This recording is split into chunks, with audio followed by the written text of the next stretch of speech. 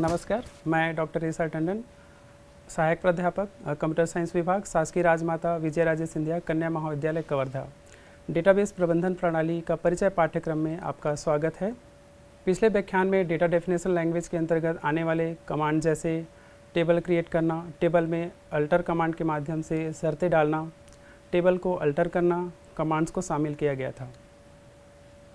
इस व्याख्यान में शामिल किए जाने वाले विषय में जिनमें प्रमुख रूप से डेटा डेफिनेशन लैंग्वेज के अंतर्गत आने वाले और अन्य महत्वपूर्ण कमांड को देखेंगे, साथ ही साथ अल्टर, ड्रॉप, ट्रंकेट कमांड्स को अध्ययन करेंगे।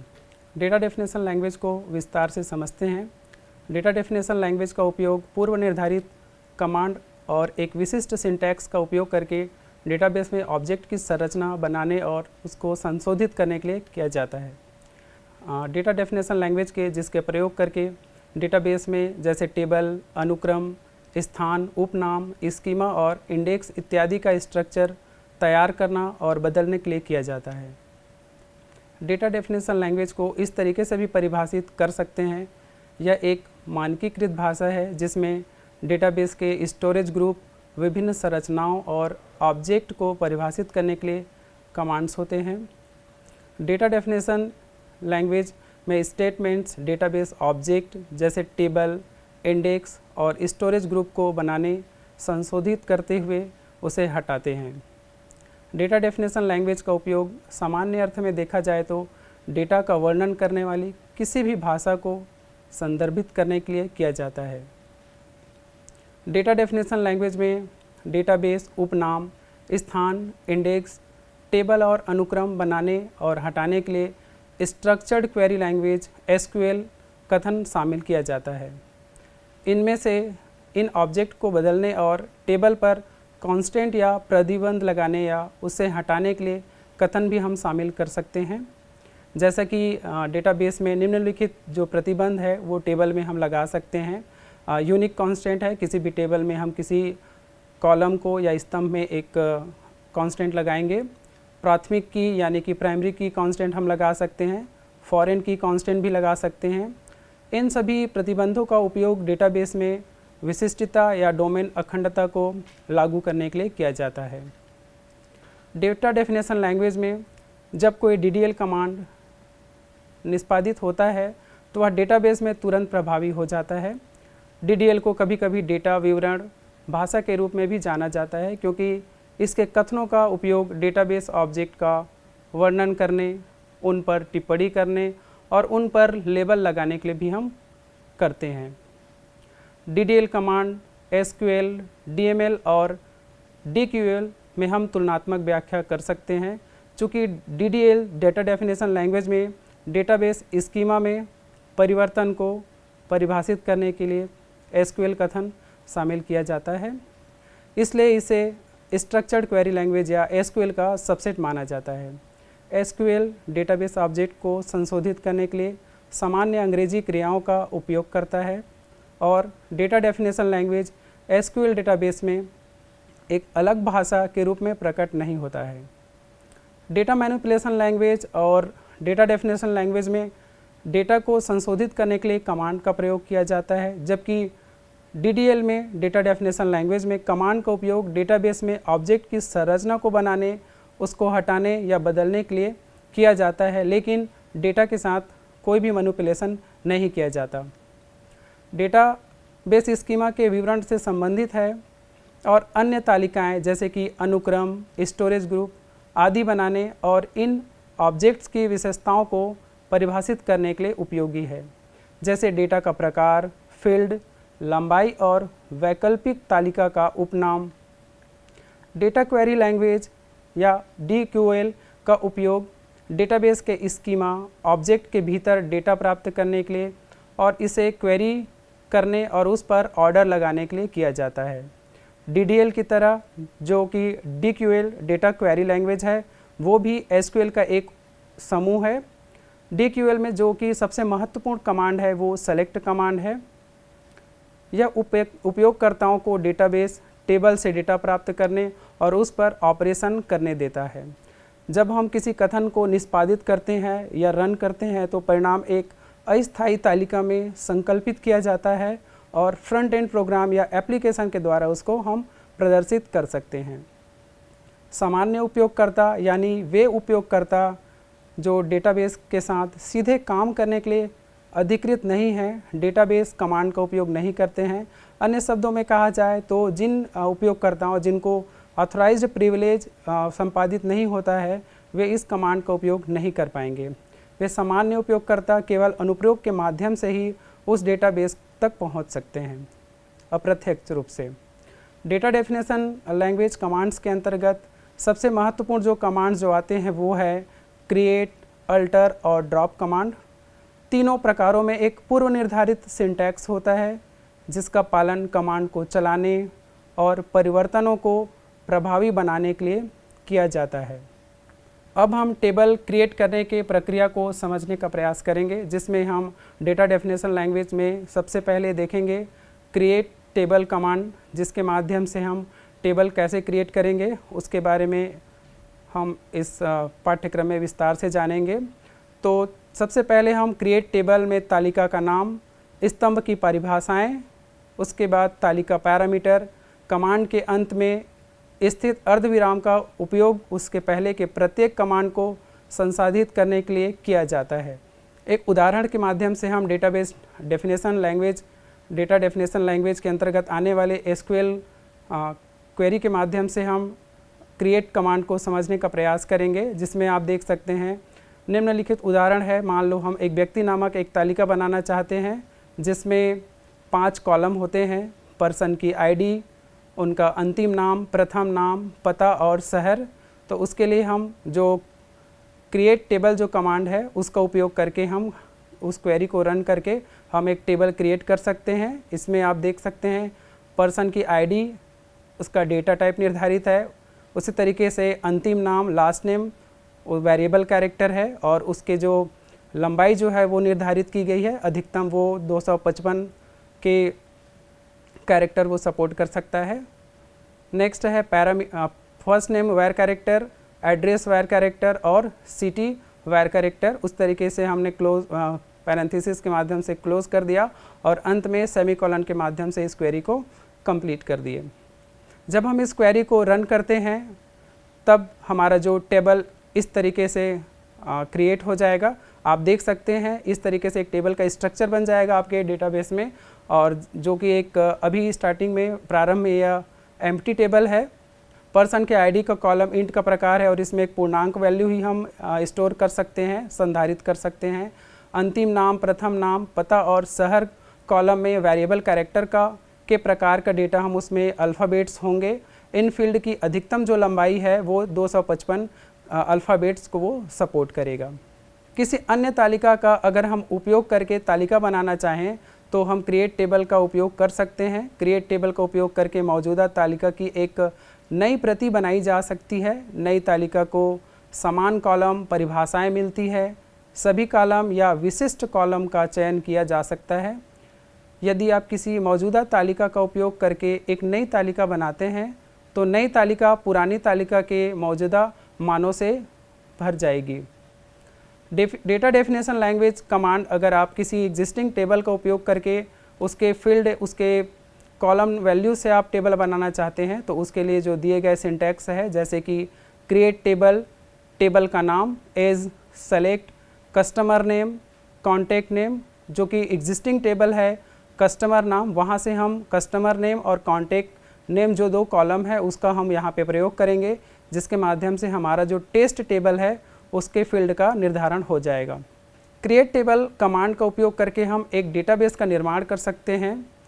DDL कमांड के क्रिएट समूह में निम्नलिखित जो शामिल किए गए जो डेटा डेफिनेशन लैंग्वेज के अंतर्गत क्रिएट जो समूह में कमांड्स आते हैं वो निम्नलिखित हैं। सबसे पहला जो है, हम क्रिएट टेबल कमांड का उपयोग करके टेबल तो क्रिएट करते ही हैं, अपितु हम उसमें डेटाबेस को भी क्रिएट कर सकते हैं। तो अगर हम डेटाबेस क्रिएट करना चाहते हैं तो क्रिएट डेटाबेस कमांड का प्रयोग करेंगे, जो कि सक्रिय स्थान रूट निर्देशिका के अंतर्गत एक तार्किक डेटाबेस को परिभाषित करता है।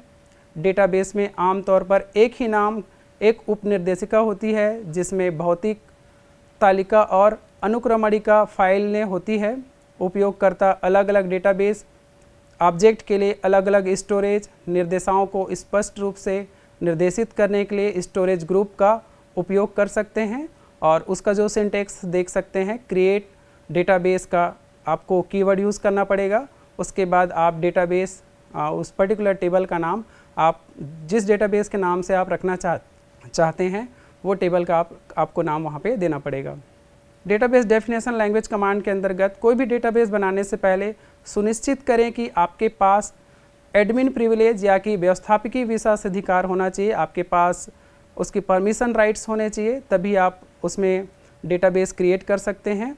और एक बार अगर आपके डेटाबेस में डेटाबेस बन गया, उसके बाद उसको आप निम्नलिखित कमांड के माध्यम से दे सकते हैं, जैसे कि शो डेटाबेस कमांड का आप उपयोग करेंगे तो आपके पास उस पर्टिकुलर डेटाबेस में जितने भी डेटाबेस क्रिएट हो चुकी है उसकी सूची आपके सामने प्रदर्शित हो जाएगी। DDL कमांड के क्रिएट समूह में इसके अलावा और जो अन्य कमांड्स हैं, जैसे कि क्रिएट एलियास किसी मौजूदा टेबल या दृश्य के लिए उपनाम परिभाषित करता है। उपनाम को टेबल या दृश्य के रूप में किसी अन्य स्थान पर वर्णित किया जा सकता है। यह कमांड वर्तमान स्थान पर कैटलॉग टेबल में उपनाम परिभाषा को भी रिकॉर्ड करता है। क्रिएट सिनोनिम का उपयोग वर्तमान स्थान पर किसी मौजूद तालिका का एक दृश्य के लिए वैकल्पिक नाम बनाने के लिए किया जा सकता है। अगर हम ऑप्शनल टेबल बनाना चाहते हैं तो उसका प्रयोग करके हम उस डेटाबेस को हम तैयार कर सकते हैं।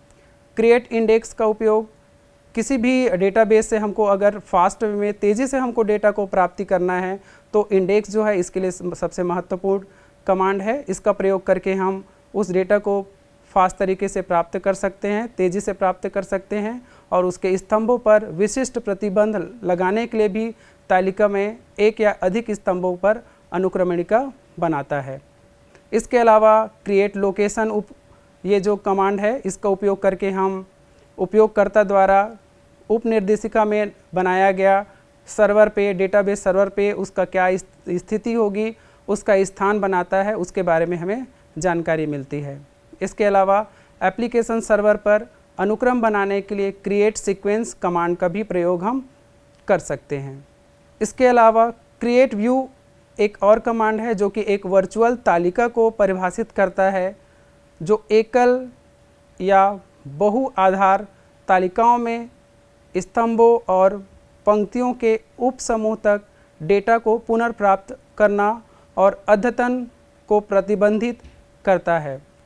इसके अलावा क्रिएट ग्लोबल टेम्परेरी का उपयोग वर्तमान सर्वर पर एक अस्थायी तालिका का विवरण बनाने में किया जा सकता है।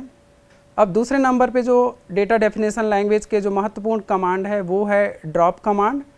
इस ड्रॉप कमांड का उपयोग करके हम डेटा डेफिनेशन लैंग्वेज में डेटाबेस में ऑब्जेक्ट को हटाने के लिए या कहें उसको ड्रॉप करने के लिए इस कमांड का हम प्रयोग करेंगे।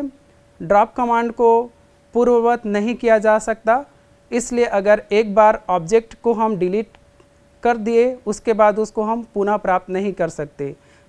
तो इसका मतलब ये है कि ड्रॉप जो कमांड है बहुत ही सेंसिटिव कमांड है। इसका प्रयोग करने से पहले आप इसको पहले गहन अध्ययन कर ले, क्योंकि इससे इस कमांड को रन करने के बाद आपके अगर डेटाबेस एक बार वहाँ से डिलीट हो गई तो उसको हम पुनः प्राप्त नहीं कर सकते। तो इस चीज़ का हमें विशेष ध्यान रखना होता है, क्योंकि ड्रॉप कमांड बहुत ही सेंसिटिव है।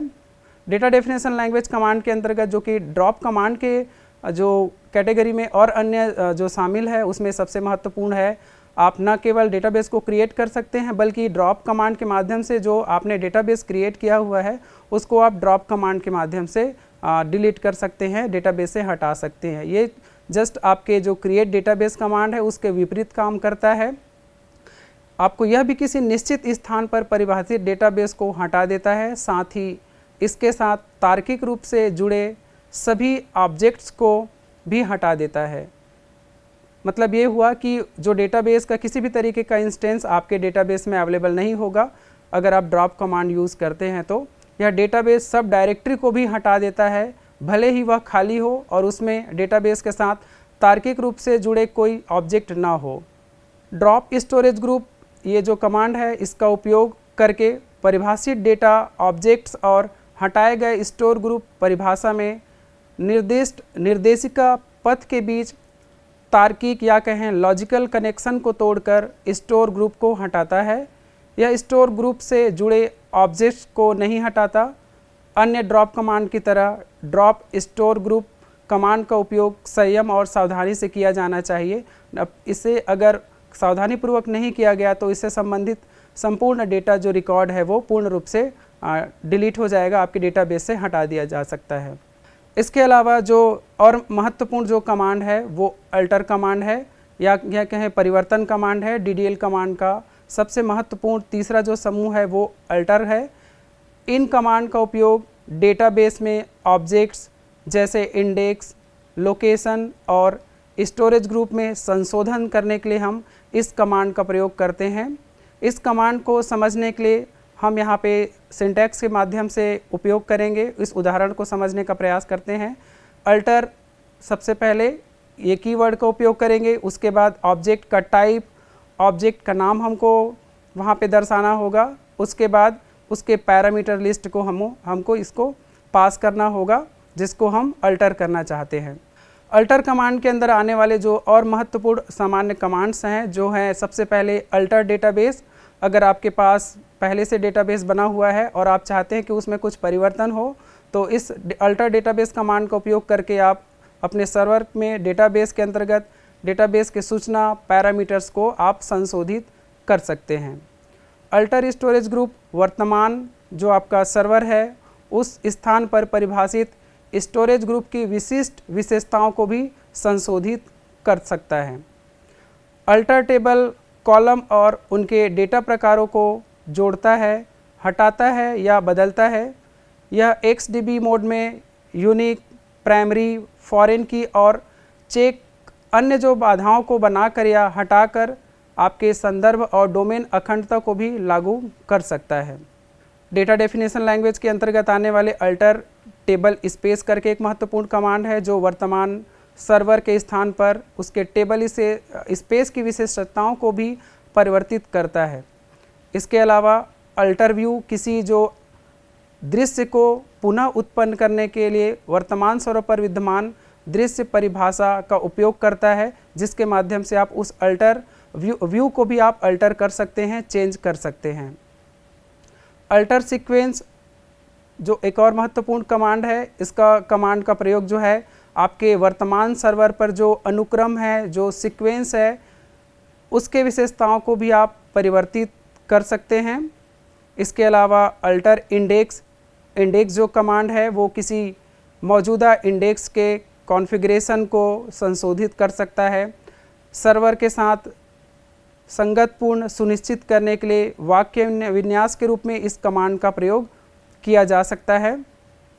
अन्य महत्वपूर्ण कमांड में जो कि डेटा डेफिनेशन लैंग्वेज ग्रुप में आता है वो है आपका ट्रंकेट कमांड। ट्रंकेट कमांड का उपयोग किसी तालिका से रिकॉर्ड को शीघ्रता से हटाने के लिए किया जाता है। अगर आप बहुत ही फास्ट तरीके से उस दिए गए डेटाबेस से आप किसी कॉलम को या तालिका को या टेबल को आप हटाना चाहते हैं तो ट्रंकेट कमांड का उपयोग करके आप उस स्थिति में पहुंच सकते हैं, जबकि इसकी संपूर्ण संरचना को संरक्षित रखा जा सकता है ताकि बाद में इसका पुनः उपयोग किया जा सकता है। इसका मतलब ये हुआ कि ट्रंकेट टेबल जो कमांड है वो डेटा को डिलीट करता है और डेटा जो आपका एग्जिस्टिंग टेबल का स्ट्रक्चर है वो डिलीट नहीं हो पाता।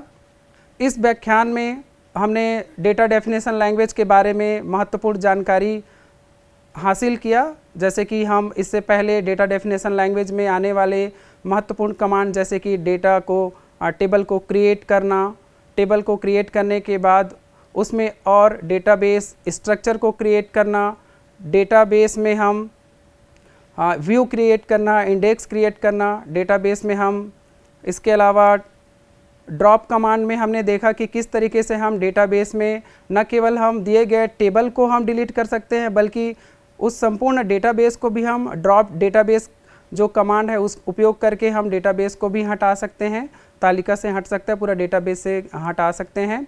इसके साथ ही साथ हमने अल्टर कमांड के बारे में देखा। अल्टर कमांड के माध्यम से हम डेटाबेस के स्ट्रक्चर को चेंज कर सकते हैं, उसमें नए फील्ड ऐड कर सकते हैं। साथ ही साथ हमने देखा कि अगर हमारे पास एक टेबल है जिसमें हम क्रिएट टेबल कमांड का उपयोग करके हमने टेबल बनाया, उस टेबल का प्रयोग करके हम उसी टेबल के फील्ड्स से मिलता जुलता अन्य टेबल भी बना सकते हैं जो उसके दिए गए कॉलम और उसके फील्ड का भी आपके आने वाले डेटाबेस में उपयोग हो सकता है।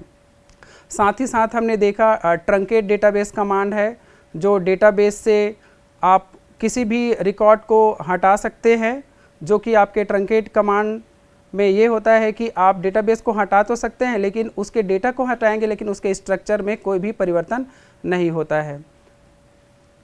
और इसके बाद जो हम अगले जो व्याख्यान में शामिल किए जाने वाले जो विषय वस्तु है उसमें हम देखेंगे कि डेटा सॉर्टिंग और डेटा एग्रीगेशन क्या होता है। डेटा सॉर्टिंग जो कि एक महत्वपूर्ण डेटाबेस डेटाबेस प्रबंधन प्रणाली का एक बहुत महत्वपूर्ण हिस्सा है, जिसमें हम डेटा को कैसे सॉर्ट करेंगे और विभिन्न प्रकार के एग्रीगेट फंक्शन हैं, जैसे कि अगर हम चाहते हैं हमारे पास जो दिया गया डेटा सेट है जिसमें हम उसमें उसको सॉर्ट करना चाहते हैं, तो यहाँ पे डेटा सॉर्टिंग का मतलब ये है कि हम उस डेटा को सॉर्टिंग क्यों करते हैं, सबसे महत्वपूर्ण प्रश्न यही हो जाता है। तो डेटाबेस को सॉर्ट करने के पीछे का महत्वपूर्ण रीज़न ये है कि आप डेटा को अगर सॉर्ट करते हैं तो सॉर्टिंग के माध्यम से आपको एक मीनिंगफुल डेटा मिलेगा। क्योंकि अगर मैं एग्जांपल लूँ तो यहाँ पे अगर आप किसी डेटा को स्टोर करते हैं, कलेक्ट करते हैं, लेकिन अगर वो केवल कलेक्शन के माध्यम से आप उसको रिप्रेजेंट करते हैं तो वो एक अनस्ट्रक्चर्ड डेटा सेट है। उस डेटा सेट का कुछ भी एक महत्वपूर्ण इन्फॉर्मेशन आपको नहीं मिल पाता है। तो डेटा सॉर्टिंग एक ऐसी प्रक्रिया है जिसका प्रयोग करके आप देख सकते हैं कि वो आपके आने वाले समय में डेटा को कैसे फ़िल्टर करना है, ताकि एक मीनिंगफुल डेटा आप अपने जो महत्वपूर्ण जो काम करने वाले हैं, जो काम संपादित करने वाले हैं, उसमें आप डेटा से सॉर्टिंग फंक्शन का उपयोग करके, उस कॉन्सेप्ट का उपयोग करके आप रिजल्ट सेट प्राप्त कर सकते हैं। इसके अलावा आप देखेंगे कि जो डेटा एग्रीगेशन है कि हम एग्रीगेट डेटा एक समय पे पर्टिकुलर जो डेटा सेट आपने कलेक्ट किया है उसमें विभिन्न प्रकार के एग्रीगेट फंक्शन का प्रयोग करके, जैसे कि आपको एक टेबल है जिसमें अगर हम प्राइस लिस्ट की बात करें तो उसमें बहुत सारे डेटा रो के माध्यम से स्टोर किए गए हैं जिसमें अलग अलग प्राइसेस हैं जो कि रैंडमली स्टोर कर दिया गया है। तो अगर आप चाहते हैं कि उस डेटा सेट से आपको पर्टिकुलर डेटा जो टेबल है वो एक सिस्टमेटिक तरीके से आप ऑर्गेनाइज करना चाहें, तो आप उसमें से डेटा में मीन जो नाम का एक फंक्शन है, उसका एग्रीगेट फंक्शन है, उसका उपयोग करके आप उसमें से मिनिमम वैल्यू निकाल सकते हैं। इसी तरीके से एक और एग्रीगेट फंक्शन है जिसका नाम है मैक्स फंक्शन, जिसके माध्यम से आप उस दिए गए टेबल में जो वैल्यूज़ हैं, मान जो दिए गए हैं, वहाँ से आप उसके अधिकतम मान को भी निकाल सकते हैं। आप एक समय पे चाहते हैं कि जो आपका जो डेटा सेट है कि उस पर्टिकुलर जो कॉलम है उसके सारे वैल्यू को आप एवरेज करके निकालना चाहते हैं, तो आप डेटा एग्रीगेशन फंक्शन पे एवरेज नाम का जो महत्वपूर्ण एग्रीगेटिंग फंक्शन है उसका प्रयोग करके आप उस लक्ष्य को प्राप्त कर सकते हैं। इसके अलावा आप अपने डेटाबेस मैनेजमेंट प्रबंधन में और अन्य महत्वपूर्ण कमांड, जैसे आप चाहते हैं कि आपका जो डेटाबेस है एक निश्चित क्रम पे ऑर्डर्ड हो, तो उसके लिए आपके पास ऑर्डर्ड बाय क्लॉज और ग्रुप बाय क्लॉज जो है इसका उपयोग करके आप डेटाबेस प्रबंधन प्रणाली में उपयोग कर सकते हैं। मूलतः जो ऑर्डर्ड बाय क्लॉज है ये आपके डेटाबेस को आप अगर प्रदर्शित करना चाहते हैं तो वो डेटा को आपको जैसे हम किसी डेटा को आरोही और अवरोही क्रम पे व्यवस्थित करते हैं, चूँकि डेटा सॉर्टिंग का भी एक महत्वपूर्ण पार्ट है कि अगर हमारे पास न्यूमेरिकल डेटा है, संख्याकी मान है जिसको आप प्रदर्शित करना चाहते हैं, तो अगर डेटा जो है अनसॉर्टेड वे में है तो हमको फ़िल्टर करने में दिक्कत होती है। जैसे अगर एक एग्जांपल लिया जाए कि अगर कोई क्लास है जहाँ पे 100 बच्चे अध्ययन करते हैं, उन 100 बच्चों में से अगर आपको कुछ ऐसे बच्चों का लिस्ट चाहिए तत्काल में जिनका जो अगर उनका अंक है या किसी सेमेस्टर में या किसी परीक्षा में अगर आप उसको सॉर्ट करना चाहते हैं या तत्काल में आपको रिजल्ट चाहिए, तो आप वहाँ पे ऑर्डर्ड बाय जो डेटाबेस क्वेरी लैंग्वेज में एक ऑर्डर्ड बाय क्लॉज है उसका उपयोग करके आप डेटा सेट को आरोही या अवरोही क्रम में या यूँ कहे तो बढ़ते और घटते क्रम में आप डेटाबेस को अरेंज कर सकते हैं, डेटा आइटम्स को अरेंज कर सकते हैं, ताकि आप जब उसको अपने महत्वपूर्ण जो आप जिस काम के लिए उसको उपयोग करना चाहते हैं उसको फ़िल्टर करने में, एक्सट्रैक्ट करने में या डेटा को रिट्राइव करने में आपको दिक्कत नहीं होगी। जो ऑर्डर्ड बाय क्लॉज जो है वो आपके डेटा आइटम्स को 2 क्रम में अरेंज करता है। उसके लिए आप अगर आप चाहते हैं कि आरोही क्रम में आपका डेटा सेट, अगर बढ़ते क्रम में अगर आप डेटा सेट को अरेंज करना चाहते हैं तो उसके लिए जो कीवर्ड है ASC करके, जो असेंडिंग ऑर्डर के लिए आप उसको उस कीवर्ड का यूज़ करेंगे। और आप चाहते हैं कि डेटाबेस जो है आपका, जो टेबल है वो आपका डेटाबेस में जो टेबल है वो आपका डिसेंडिंग ऑर्डर में हो या आरोही क्रम में व्यवस्थित करना चाहते हैं तो उसके लिए DESC जो ऑर्डर्ड बाय क्लॉज है उसका उपयोग करेंगे। चूँकि बाय डिफ़ॉल्ट अगर हम ऑर्डर्ड बाय क्लॉज का उपयोग करते हैं तो जो डेटा हमको मिलता है वो आरोही क्रम में मिलता है, और अगर हम चाहते हैं कि इसका जो क्रम जो है चेंज हो तो उसके लिए हम उस जगह में हम DESC कमांड का उपयोग कर सकते हैं। और एक ही समय पे हम इन ऑर्डर्ड बाय क्लॉज का उपयोग करके हम एक फील्ड को, न्यूमेरिकल फील्ड है तो उसको हम असेंडिंग ऑर्डर में अरेंज कर सकते हैं, और या अगर कोई अल्फ़ाबेटिकल जो कीवर्ड है उससे संबंधित अगर कोई कॉलम नेम है तो उसको हम अल्फ़ाबेटिकली उस टेबल को अरेंज कर सकते हैं ऑर्डर बाय क्लॉज के माध्यम से। इसके अलावा जो आने वाले व्याख्यान है उसमें हम जो अध्ययन करेंगे वो है आपका group by clause. Group by clause का उपयोग करके हम एक से अधिक कॉलम को, उसके रोज़ को हम ग्रुपिंग कर सकते हैं, और एक ही समय पे अगर हम चाहें, जैसे कि एग्जांपल है, मुझे किसी भी एक डेटाबेस में student, suppose student database table है तो वहाँ से अगर मुझे डेटा को एक्सट्रैक्ट करना है, रिट्राइव करना है, अगर मैं चाहता हूँ कि जो छात्र है या छात्राएं हैं उनका नाम अगर मैं एक्सट्रैक्ट करना चाहता हूं, लेकिन अगर डेटाबेस फील्ड में 2 फील्ड कॉमन हो जाता है तो वहां पे दिक्कतें होती है कि सेम नेम के कारण हम उसको रिट्राइव नहीं कर पाते। तो हम यहां पे ग्रुप बाय करके उसके एक से और अधिक फील्ड का उपयोग करके वहां से हम डेटा को एक्सट्रैक्ट कर सकते हैं। यहाँ पे हम वेयर क्लॉज का भी यूज़ कर सकते हैं अपने डेटाबेस में, ताकि अधिक से अधिक हमको जो फिल्टर्ड और जो डिज़ायर्ड डेटा आइटम है उसकी हमें प्राप्ति हो सके।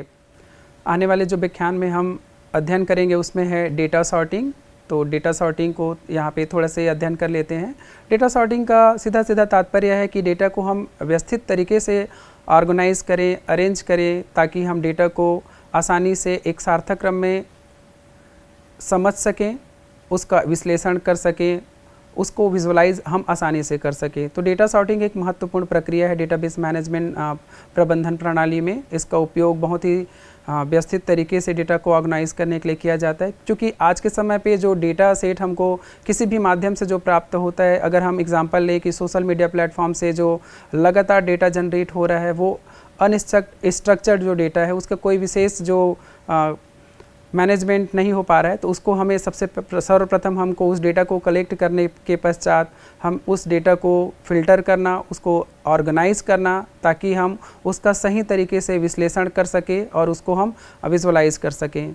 जैसे कि हम अगर रिसर्च स्कोप में भी हम इस डेटा सॉर्टिंग के जो टर्मिनोलॉजी है उसका उपयोग कर सकते हैं। जैसे कि शोध डेटा के साथ अगर आप काम करते हैं तो एक विशेष समय पे उस डेटा को सॉर्टिंग करने की ज़रूरत है एक सामान्य प्रक्रिया के थ्रू, जिसके माध्यम से आप उस डेटा को विजुअलाइज करने के लिए, और वो जो डेटा आपने कलेक्ट किया है जिसको आप सॉर्ट करना चाहते हैं उसका वैलिडेशन महत्वपूर्ण हो जाता है। क्योंकि हम जब डेटा कलेक्शन करते हैं तो हमारे पास रैंडम डेटा कलेक्ट हो जाते हैं, तो हमें सबसे पहले यही पता करना होता है कि जो हम जिस पर्पस या जिस रिसर्च एक्टिविटी के लिए या जिस अध्ययन के लिए हमने उस डेटा सेट का उपयोग किया है वो हमारे कितने काम के हैं और कितने काम के नहीं हैं।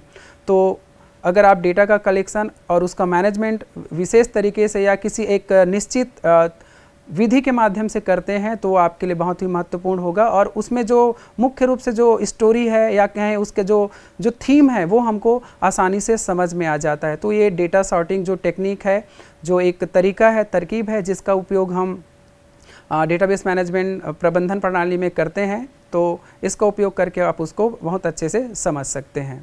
Thank you.